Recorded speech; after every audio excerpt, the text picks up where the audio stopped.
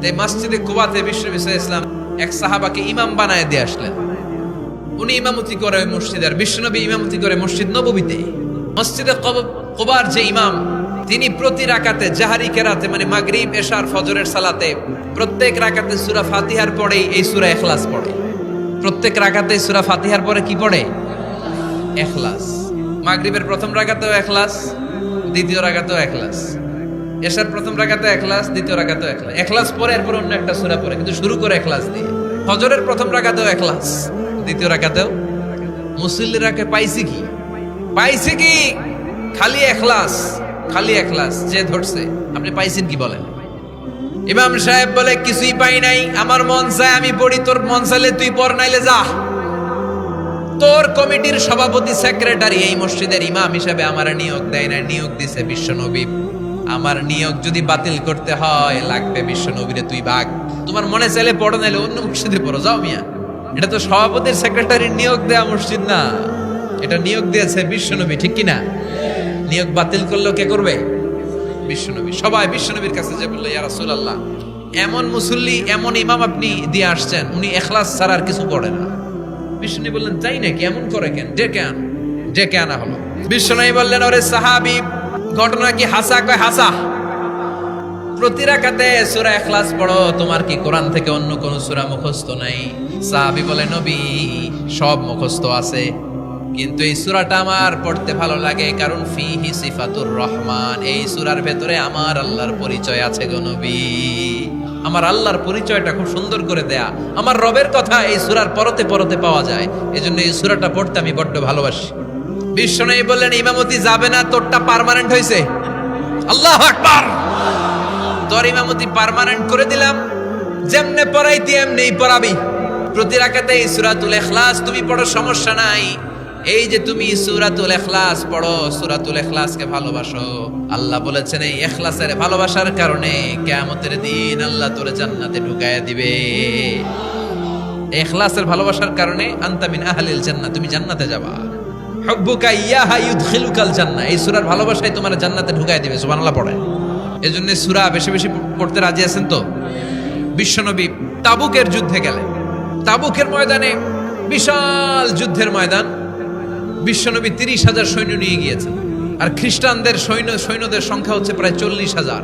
কিন্তু বিশ্বনবী যুদ্ধে এসেছেন শুনে খ্রিস্টান বাদশা দৌড়, সৈন্যবাহিনী নিয়ে সব পালায় গেছে। যুদ্ধ ছাড়াই বিশ্বনবীর বিজয় দিছে কে? বিশ্বনবী তো মহা খুশি, আল্লাহর শুকরিয়া আদায় করলেন। যুদ্ধের ময়দানে বিশ্বনবী দাঁড়িয়ে আছেন, হঠাৎ দেখলেন সাইয়েদনা জিব্রাইল আকাশ থেকে জমিনে নেমে আসছে। জিব্রাইলকে আল্লাহ তাআলা 600 পাখা দিয়েছিলেন। সহিহ মুসলিমের বর্ণনা, রাআ রাসূলুল্লাহি জিবরিলা ওয়া লাহু 600 জানাহ। 600 পাখা। কয়শো? 600 পাখা মেলে সাইয়েদনা জিব্রাইল নেমে আসছেন। ওনার পাখার কারণে সূর্যের আলো পৃথিবীর মধ্যে পড়তে বাধা সৃষ্টি হচ্ছে। অন্ধকার দেখে বিশ্বনবী তাকিয়ে দেখে জিব্রাইল একা না, জিব্রাইলের সাথে হাজার হাজার ফেরেশতার বহর। বিশ্বনবী বললেন, কত ফেরেশতা এসেছে? কয় 1,40,000। সাইয়েদনা জিব্রাইল বললেন, ও নবী, আপনি যুদ্ধের ময়দানে আল্লাহর শুকরিয়া করেন, আর ওই মদিনাতে আপনার কলিজার টুকরা সাহাবী মুআবিয়া ইবনে মুআবিয়া আল মুজানি একটু আগে শেষ নিঃশ্বাস ত্যাগ করেছে গো নবী। বিশ্বনবী পড়লেন, ইন্না লিল্লাহি ওয়া ইন্না ইলাইহি রাজিউন। সাইয়েদনা জিব্রাইল বলেন, নবী, এইমাত্র মুআবিয়া ইবনে মুআবিয়া আল মুজানি দুনিয়া থেকে বিদায় নিয়েছে, আপনি কি তার রুহের মাগফিরাতের জন্য গায়েবানা জানাজা পড়বেন না? বিশ্বনবী বললেন, অবশ্যই পড়ব। সাহাবাদের মধ্যে ঘোষণা দিয়ে দিলেন, সবাই ওযু করে আসো, যুদ্ধের ময়দানে আল্লাহ আমাদেরকে বিজয় দিয়েছে, আর খবর পেলাম মদিনাতে আমার সাহাবা মুআবিয়া ইন্তেকাল করেছে। মুআবিয়ার রুহের মাগফিরাতের জন্য আমরা গায়েবানা জানাজা পড়ব। পড়েন সুবহানাল্লাহ। গায়েবানা জানাজা কি বুঝেন? লাশ থাকে না সামনে, লাশ নাই, 4 তাকবীর, এটা আপনি পড়তে পারেন, এটা আপনি পড়তে পারবেন। লাশ নাই, কিন্তু তার জন্য দোয়ার জন্য পড়তে পারবেন। জানাজা মানেই দোয়া, দোয়া লিল মাইয়িত। 4টা তাকবীর, আপনি অনেক দোয়া করছেন এই মরা লাশের জন্য, এটা তো অর্থ তো বোঝে না, এই জন্য জানাজার পরে আবার হাত তুলে দোয়া করা লাগে আমাদের, কারণ কি দোয়া করছে এটা বুঝি নাই। বুঝলে কিন্তু আর লাগতো না, ঠিক কিনা? বিশ্বনবী সাহাবাদের নিয়ে দাঁড়ালেন, লম্বা লম্বা কাতার হলো। সাহাবীদের কাতারের শেষে সাইয়েদনা জিব্রাইল 1,40,000 ফেরেশতাদেরকে নিয়ে জানাজায় শরীক হলেন। বিশ্বনবী 4 তাকবীর দিয়ে জানাজা পড়লেন। আল্লাহু আকবার।